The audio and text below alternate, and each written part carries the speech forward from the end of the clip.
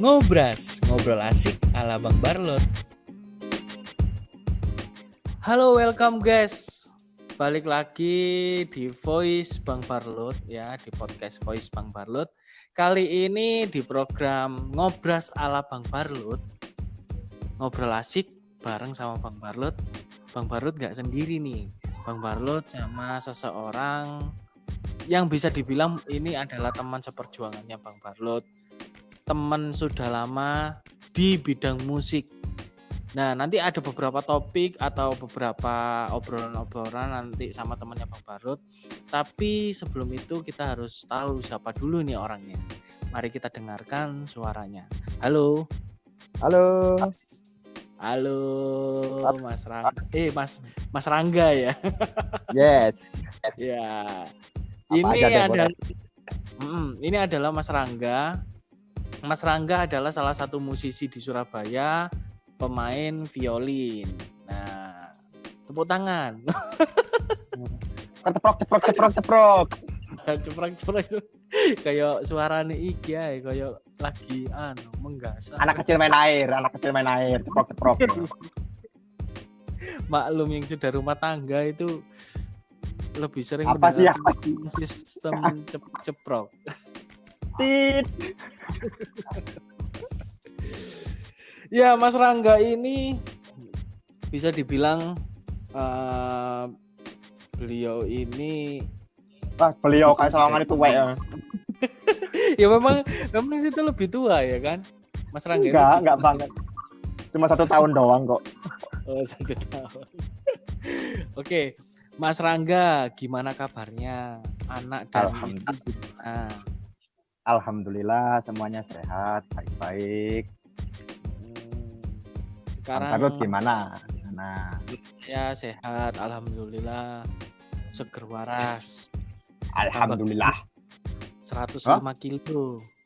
Wow, awas numpak pas paku gembos kok. Mas Rangga, ya. Kesibukannya apa nih di balik pandemi ini? Pandemi ini saya punya kesibukan beberapa project. Saya juga termasuk ada cover juga di YouTube, di Instagram juga. Itu mungkin boleh bisa dilihat ya. Boleh disebutin ya. Boleh. Ya nanti di pendengarnya podcastnya Bang Barlot nanti siapa tahu yang mau mampir ke YouTube-nya Mas Rangga boleh. Langsung aja. Nah, untuk Instagram saya nanti bisa di-follow di @ranggaviolin. Itu di situ nanti ada beberapa cover-coveran dan juga ada beberapa bisa ngintip juga beberapa kegiatan saya ngapain aja selama pandemi. Terus sebelum pandemi juga, mungkin juga after pandemi ada project-project yang bakal nongol di situ sih. Rencananya sih begitu. Asik. Tapi kalau ngomong pandemi gimana job-joban? Sepi ya? Sebenarnya nggak sepi-sepi amat sih. Kalau di sini kan sebenarnya kalau ngomong kegiatan para musisi ya, seniman, kalau dia mau produktif sih, itu sebenarnya nggak harus tampil live gitu loh. Nggak harus tampil live seperti pada umumnya kita reguler di cafe atau kita manggung dari wedding atau dari gigs kemanapun. Sebenarnya dari rumah pun bisa kok. Kita mau bikin cover kayak, kita mau bikin arrangement, atau kita mau bikin aku pengen coba live IG gitu. Itu sih. Tadi sebenarnya hari juga sedikit curhat juga ya. Hari ini tadi kan sebenarnya mau live IG, tapi berhubung karena ada kendala hardware, jadi saya hari ini gagal live IG. Nggak apa-apa sih. Memang kan mungkin belum waktunya. Tapi kan nanti kan kita tunggu lah. Kita juga siap. Nah, ini ada sedikit guys. Bang Barlot itu satu grup sama Mas Rangga ini awal pertama kali karena keroncong ya, bareng sama Cak Brin, sama teman-teman keroncong lainnya. Itu waktu pertama kali sebelum nama keroncong Serawung kan kita namanya keroncong Genggulo. Kembang Gulo, yes. Iya. Dan ini sedikit cerita ya antara Bang Barlut sama Mas Rangga. Dan Mas Rangga ini salah satunya ini yang selalu membimbing Mas Barlut. Jadi saya ini Enggak juga. Barlut ini dibimbing sama Mas Rangga ini karena memang Bang Barlut dulu awal-awal ini cerita jujur ya Mas Rangga. Cerita jujur. Jadi awal pertama kali masuk di di keroncong. Dulu waktu main musik sih asal main musik ya, cuman tahu kunci ini, tapi belum tahu angka notasi dan lain-lain. Semenjak saya di keroncong di Kembang Gulo, terus bareng sama teman-teman, sama Cak Brin, dulu itu memang penggeraknya awalnya itu Cak Brin ya, penggerak keroncong itu. Terus habis itu ngajak-ngajak ketemu sama Mas Rangga, ketemu sama Bang Barlut. Akhirnya di situ Bang Barlut banyak belajar dari angka notasi sampai kalau keroncong itu ada kayak ini ya kan, ada langgam, ada apa namanya? Apa sih namanya? Pokoknya ada lagu keroncong patennya kayak gini, ada patennya. Gitu. Pattern patennya pokoknya jalannya kayak gini. Lagunya keroncong itu pasti nanti larinya ke sini, habis ke pokoknya ada overgang dan lain-lain ya. Pokoknya itu istilahnya dari keroncong ya. Dan Cak Brin sama Mas Rangga ini yang selalu membimbing Bang Barlut sampai benar-benar Bang Barlut ini bisa. Dan bener. Memang banyak ya kita ini kalau dibilang itu kangen gitu loh sama sama keroncong gitu ya. Lebih tepatnya kangen sama kumpul-kumpulnya ya. Iya, lebih tepatnya apalagi kalau kita lagi bikin aransemen musik gitu ya. Kalau misalnya satu lagu dibuat ini dikasih jab-jaban kayak gini. Wah. Pertengkarnya semalam. Ya, besok pagi juga udah. Besok pagi udah lupa. Tapi untungnya juara gitu loh. Kenapa? Untungnya juara gitu. Oh iya, untungnya juara. Lumayan lah, itu prestasi yang membanggakan juga. Komposisi terbaik, penyaji terbaik. Iya, pilihan. Penyaji terbaik pilihan waktu itu. Iya, penyaji terbaik. Jadi di Surabaya itu selalu ada setiap tahunnya, nggak tahu ya. Kalau nggak salah setiap tahun itu selalu ada festival keroncong. Ya. Nah, awal pertama kali kita gagal ya. Pertama kali ke festival gagal. Wah, parah itu gagalnya itu. Cuman karena sepele ya. Cuman yang ngitung pertama kali siapa nih yang kayak yang ngawalin siapa? Iya, miss itu di situ. Aduh, miss itu parah itu. Hancur. Iya. Tapi paling tidak kan di situ ada pengalaman. Benar. Nah, Mas Rangga, ini mau nanya tentang pengalaman pribadinya Mas Rangga ya, Bang Barlut ya. Ini gini.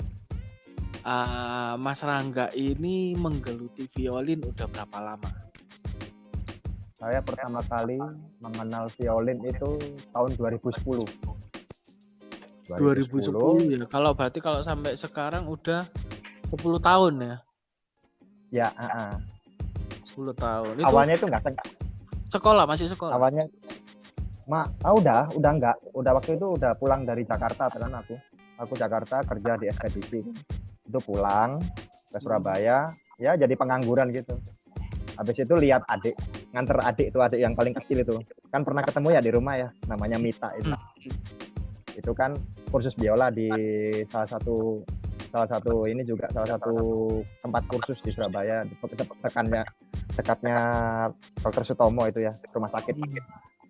Nganter di situ, nggak taunya besoknya anaknya ngambek. Loh, kenapa nih ngambek? Kagak mau belajar lagi katanya gitu. Nah, terus alatnya nih beli mahal buat apa? Terus gurunya nyelutuk bilang, ya udah lo pakai aja, coba dah, kali aja lo bisa. Lo kan juga bisa musik kan, bisa main gitar kan? coba nih belajar biola. Nah dari situ awal mulanya ketularan. Oh gitu. Jadi karena alat nganggur ya. Nggak seru Iya. sekali cerita Anda, Bapak.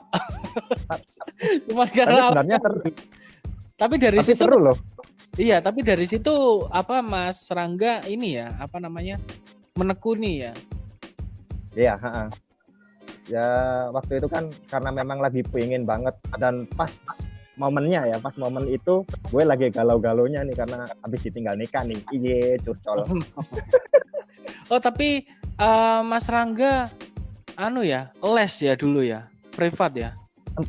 Sempat kursus cuma 6 bulan aja sih. Habis itu udah belajar sendiri, udah ngamen, udah kemana-mana sendiri. Cuma 6 bulan aja loh. Kenapa kok violin? Karena waktu itu ya adanya cuma itu gitu loh. Dulu kan sempat punya gitar, pernah belajar drum juga. Pokoknya satu studio dah gua jabanin sendiri itu. Oh. Tapi namanya kagak jodoh ya, kagak kemana-mana gitu loh, Iya kemana-mana. Akhirnya ketika di violin, kok tiba-tiba gua rasa itu nemu something gitu loh. Nah di sini akhirnya ketemu di sini nih. Ini tempat gua.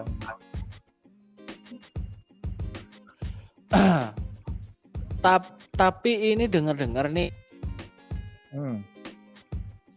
Mas Rangga ini kan sekarang sudah menerima ijazah sarjana seni. Ya. Ya, itu di salah satu universitas di Surabaya yang namanya apa namanya? Sekolah Tinggi Kesenian Wilwatikta ya. Ya. STK atau disingkat STKW. Ya. Tapi yang saya tahu STKW Mas Rangga masuk itu di Karawitan. Ya benar, Karawitan. Ya, jurusan Karawitan ya. Ya. Itu termasuk jurusan kan ya? Jurusan. Termasuk jurusan ya. Ya. Nah, ini yang jadi pertanyaan. Violin sama Karawitan kan sudah jelas alat musik yang berbeda. Iya, jelas berbeda. Apa? Diatonis sama apa? Pentatonis. Ya. Pentatonis. Pentatonis itu Karawitan ya, alat musik gamelan itu ya. Ya, pentatonis. Kalau violin, gitar, terus alat-alat musik barat itu biasanya disebut diatonis ya. Ya. Tujuh tangga nadanya. Tujuh tangga nada ya. Ini sedikit ini ya, guys ya, sedikit Bang Baru juga pengen belajar. Kenapa kok ngambil di Karawitan? Hubungannya apa? Apa pengen mempelajari pentatonisnya? Apa pentatonis ini bisa dimainkan di alat diatonis atau yang lain, atau ada alasan lain? Waktu itu sih merasa tertantang aja sih. Biola ini kan diatonis ya. Gitar yang pernah saya pelajari semua kan itu diatonis semua. Nah di sini ini guru gua nih namanya Pak Heru nih, tantang sama tantangin gua. Bisa nggak lo masukin musik diatonis, unsur diatonis ke dalam pentatonis, ke gamelan? Oke, Om. Saya manggilnya kan Om. Oke Om, saya akan coba. Caranya gimana? Saya coba lo masuk ke STKW. Coba sejauh mana? Aku pengen lihat perkembangan kamu di Karawitan bagaimana ketika kamu memadukan antara diatonis dan pentatonis. Dan akhirnya alhamdulillah sampai sejauh ini dan sampai detik ini saya masih dipercaya ketika di kampus ataupun di luar kampus itu ada penggarapan pentatonis, saya masih memegang yang namanya alat musik diatonis yang namanya biola, dan itu saya jadikan satu pembuktian, dan itu bisa dilihat banyak rekaman saya di ujian kakak kelas saya, ada di yang Pesona Eksotika Bromo, juga ada di Sandra Tari, juga banyak itu di YouTube. Itu silakan dicek lah di channelnya STKW. Itu pasti ada muka saya dan suara biola saya itu. Nah ini mungkin ada bolo-bolonya Bang Barlot yang mendengarkan mungkin bingung. Iya. Mungkin mungkin Mas Rangga bisa ngasih edukasi sedikit tentang apa sih bedanya pentatonis dan diatonis? Kenapa kok mereka dibagi antara pentatonis dan diatonis cara berbeda? Sebenarnya gini kan, kalau ngomong teori yang mudah ya. Diatonis kan artinya kan 7 tangga nada. Diatonis artinya 7 tangga nada. Sedangkan penta sendiri kan 5. Nah, 5. Kenapa sih gamelan itu 5 sih? Nah, memang dari awalnya memang sudah gitu kan. Kalau di karawitan Jawa ya, ini ya Jawa Timur ya, itu kan kita mengenal dengan notasi J, Ro, Lu, Mo. 6. Situ ada 5 notasi yang itu dijadikan pancer nada atau nada utamanya. Entah itu di apa ya, kalau di tempat-tempat lain mungkin namanya beda ya, titik laras atau nadanya. Kalau di sini kan ada seledro, ada pelok juga. Kalau mungkin di Bandung ada namanya madenda, ada talendro ya, hampir sama lah mungkin penyebutannya sama juga. Karawitannya Sunda ya.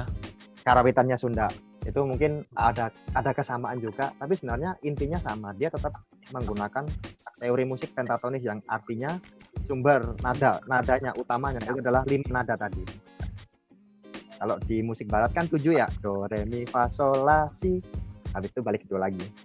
Iya. Gampangnya sih gitu aja. Oh kalau gitu ya, berarti memang. Nah itu guys, berarti kalau kalian bingung apa perbedaan dari pentatonis dan diatonis, pentatonis dan diatonis adalah perbedaan dari jumlah nadanya. Nah kalau pentatonis itu 5, nadanya terdiri dari 5 nada. Kalau diatonis itu terdiri dari 7 nada. Nah, kalau diatonis itu do, re, mi, fa, sol, la, si itu 7. Ya. Tapi kalau pentatonis itu kalau dalam karawitan itu biasanya menggunakan angka Jawa Ji, Ro, Lu, Mo, 6 atau 1 2 3 5 6. 3 5 6, benar. 1 2 3 5 6 enggak ada 4-nya ya. Ada 4-nya. Kenapa enggak ada 4-nya? Hah? Kenapa kok enggak ada 4-nya? Ada sih 4-nya. 4-nya kan di ini di notasi pelok. Tapi kenapa tidak diakui gitu kan, ada Jiro, Lu, 4, Mo, 6, Pi, 4 dan 7 di terakhir itu. Kenapa tidak diakui? Karena itu disebut nada sampiran atau artinya itu tidak menjadi tangga nada utamanya gitu. Oh gitu. Dalam sistem permainannya juga kan, kalau diatonis kan kita mengenal dalam diatonis kan ada kunci G, berarti wilayahnya di do, re, mi-nya di situ. Nah, sama seperti di karawitan juga berlaku patet ataupun dalam pattern melodinya. Dia nggak akan lari dari 5 unsur tadi. Kalau misalnya ini ya ngomong teori lagi lebih dalam ya, ngomong pelok 6, berarti kan ada J, Ro, Lu, Mo, 6. Begitu juga dengan pelok barang. Ketika kita mau main dengan pattern pelok barang, kita menghilangkan angka 1. Jadi pakai 2, 3, 5, 6, 7. Tetap 5. Kita nggak akan pernah di situ. Kalau lebih namanya fales. Oh iya, I know. Oh itu ya guys. Ya. Jadi memang ada ketentuannya atau anunya sendiri ya. Jadi kalau untuk kalau pakai apa tadi yang pentatonis barat apa? Pentatonis yang ini yang pakai pelok 6, ada pelok barang. Itu sijinya diilangi ya. Ya. Nah, jadi memang ada tergantung ini juga ya, tergantung kebutuhan juga ya.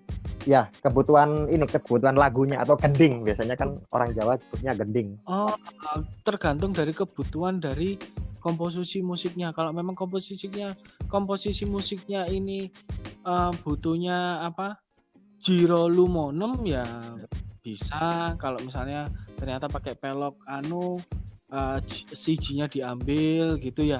Tergantung kebutuhannya ya memang ya. Ya. Oh. Sama kan seperti musik juga kan.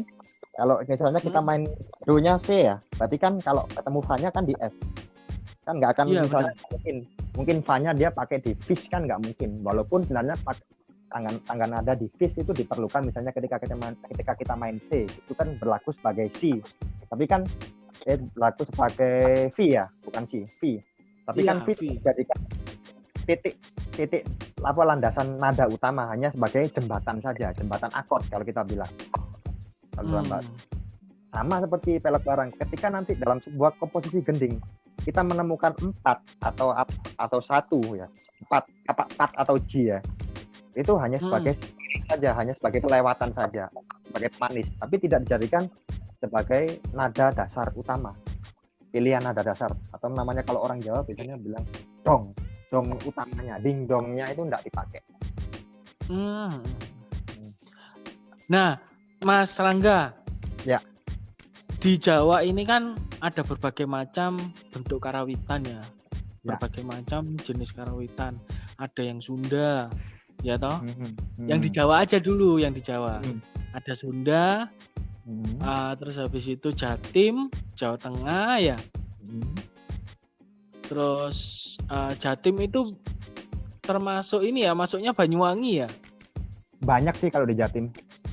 Jatim itu banyak ya. Terus ada yang Banyuwangi itu, kalau nggak salah Banyuwangi itu dia member sama Bali ya? Hampir kemiripan, mungkin akulturasi lah dari, mungkin kan kalau kenapa sih orang bilang Bali dan Banyuwangi itu selalu beda tipis, tapi sebenarnya enggak, sebenarnya ada perbedaan, walaupun itu kalau kita lihat lagi itu jauh. Ada. Ciri khasnya ada. Satu, dia sama-sama budaya pesisir. Dia kan di pesisir pantai juga, Bali. Dan di Banyuwangi juga pesisir pantai. Dan kecenderungannya gaya karawitan yang ada di pesisir itu dia lebih menonjol ke bunyi yang keras dan dominan. Karena di situ kamu tahu sendiri kan, kalau di outdoor gamelan gimana gitu. Kalau ketika gamelan Jawa kita taruh di outdoor pasti nggak bunyi. Bunyinya tipis banget. Tapi coba bandingin dengan karawitan Bali. Ditabu aja dari jauh, kalau di tempat terbuka nih, dari jauh aja udah kedengeran. Pernah tuh gua ke Bali tuh, dalam jarak 500 meter aku udah tahu di tempat ini pasti ada sanggar sih. Dan ternyata benar gitu loh, saking kerasnya. Ya memang kalau kita lagi, kalau dulu Bang Barlot kan dulu sering ke Bali. Ya. Jalan-jalan gitu, setiap jalan-jalan pasti ada sanggar, ada sanggar. Nggak tahu itu sanggar tari, nggak tahu itu sanggar pokoknya, tapi biasanya kalau sanggar itu jadi satu ya, antara tari sama karawitan ya. Sendra Tasik biasanya, sebutnya Sendra Tasik. Ada dramanya, ada tarinya, ada musiknya, itu jadi satu biasanya. Karena memang masyarakat Bali kan sangat menyukai kesenian, dan itu sebagai gengsi juga sih. Agak berbeda dengan sini juga. Kalau di sini kan hanya sebagai kebutuhan pada saat upacara, misalnya pernikahan ataupun hanya wayang atau apapun. Kalau di Bali hampir semua kegiatan itu pasti pakai gamelan. Mau orang mati pakai ada gamelannya, mau menikah ada gamelan, ada bayi lahir gamelan. Apa dah, syukuran apapun pakai gamelan. Udah, pindah rumah pakai gamelan juga. Nah, menurut Mas Rangga sendiri, Mas Rangga itu lebih suka komposisinya karawitan mana nih? Kalau favorit ya? Iya, favorit. Favorit sih saya Banyuwangi sih. Banyuwangi ya? Banyuwangi. Something banget. Kalau saya pribadi ya Banyuwangi. Soalnya memang apa ya? Karakternya dia. Kalau Bali itu sama. Iya, memang Bali sama sama Banyuwangi. Tipenya tipe rancak, sama-sama cepat. Tipe rancak. Tapi ada karakter yang berbeda. Kalau Bali itu lempeng, dia rancak terus. Ya. Tapi kalau Banyuwangi ini menurut orang awam ya, orang awam yang bukan seorang seniman karawitan ya, cuman mengamati secara sekilas gitu aja sih. Kalau Banyuwangi menurut Bang Barlot itu dia itu lebih lebih bervariatif. Dia kadang agak lebih semi dangdut, agak semi banyak warna. Warnanya banyak. Jadi orang dengerin bosen, dan pembawaannya itu keren. Banyuwangi.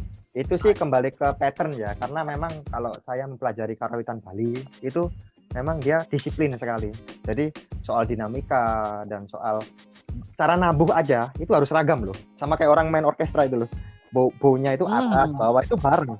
Itu sama juga. Itu nabuhnya kalau semuanya diam, drang, diangkat ya udah. Dia cuma joget-joget aja, geleng-geleng kepala gitu. Kalau di Banyuwangi kan nggak ada pattern yang mengatur seperti itu. Jadi mereka mau nabuh apa aja bebas gitu. Mereka mau tepuk tangan, mereka mau gaya-gaya, mau tutup, mau apa, pukul-pukul palu mereka yang buat nabuh itu sama tempatnya ya tak gitu bebas. Mereka mau apa? Eksplorasinya lebih bebas sih.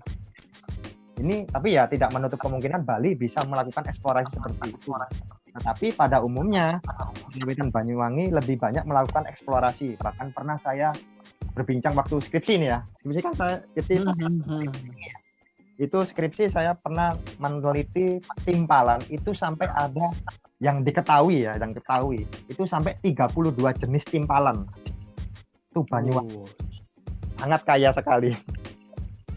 Tapi kalau Bali belum tahu sih banyak apa gitu loh. Karena memang di sana kan juga ada pattern-patternnya. Aku juga nggak berapa mendalami juga. Karena aku kan fokus di Banyuwangi waktu itu.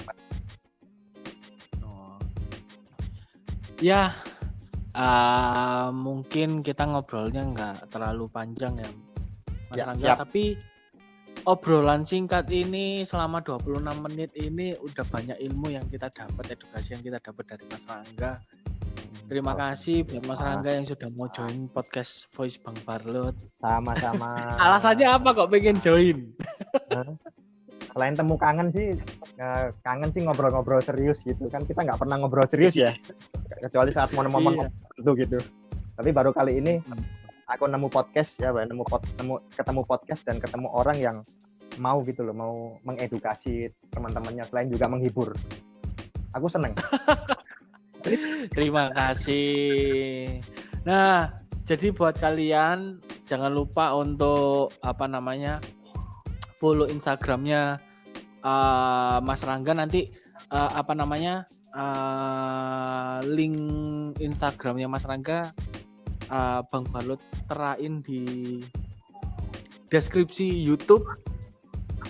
Buat kalian ini nanti yang pengen tanya-tanya nanti bisa langsung ke Mas Rangga, atau yang pengen les atau pengen belajar boleh, belajar musik sama Mas Rangga boleh. Ya, memang diskusi ini memang, atau diskusi juga boleh ya. Ya. Saya ini suka kalau sama Mas Rangga itu kalau ngomong musik itu suka, seneng. Soalnya apa sih? Kalau anak-anak kalau diajak ngomong musik ya, ya? Kemana-mana. Ya, ngobrol-ngobrol biasa sih. Tapi kalau untuk secara teknik dan teori yang secara harfiah, cobaru. Soalnya Mas Rangga ini sosok yang tekun ya, menekuni dalam satu bidang apalagi dengan musik. Jadi tekun kalau ada maunya aja. Ya udah kalau gitu cuman sampai sini dulu di Voice Bang Parlot. Jangan lupa untuk mendengarkan podcast Voice Bang Parlot di Spotify, Anchor, dan YouTube Bang Parlot. Jangan lupa untuk di-subscribe dan simak baik-baik. Terima kasih buat Mas Rangga ya, makasih ya. Sama-sama. Oke, jangan lupa untuk selalu ngikutin terus Voice Bang Parlot and listen dude. Sukses buat channelnya Bang Parlot.